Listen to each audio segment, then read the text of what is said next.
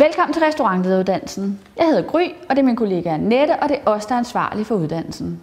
I de mange år, som vi har været beskæftiget inden for restauranterhvervet, der har vi set en masse kompetente ledere, som har knoklet 24 timer i døgnet, som har haft masser af ansatte, 1000 bolde i luften, og vi har ledt efter en lederuddannelse, som passede lige præcis til dig. Vi kunne ikke finde nogen, og derfor så skabte vi restaurantlederuddannelsen.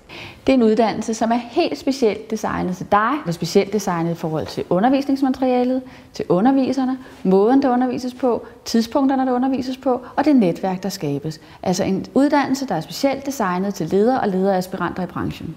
Netop det, at den er modulopbygget, betyder, at der også er plads til din travle hverdag. Vi ved, at der er perioder af året, hvor du har mere tid til at gå på uddannelse end andre, og det er netop i de tidspunkter, at du skal gå i skole.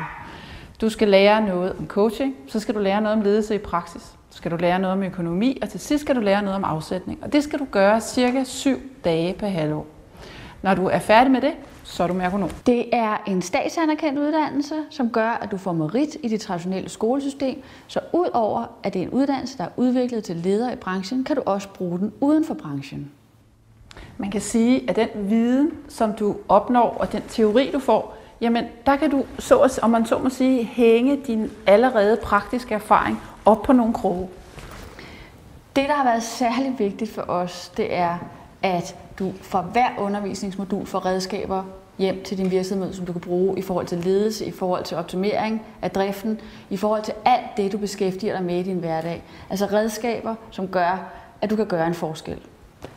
Vi ved, at mange af de ledere, som allerede følger restaurantlederuddannelsen, jamen, de kan gå hjem og omsætte det, de lærer på den ene kursusdag til praksis i den næste. Det, der har tændt os helt vildt i det her, det er at se den udvikling, der sker med dem, der går på restaurantlederuddannelsen. Se den udvikling, der sker i forhold til den teori, de omdanner til praksis. Se dem bruge redskaberne. Se dem få gode karakterer. Det bliver vi altså aldrig træt af. Vi glæder os rigtig meget til at se dig på restaurantlederuddannelsen.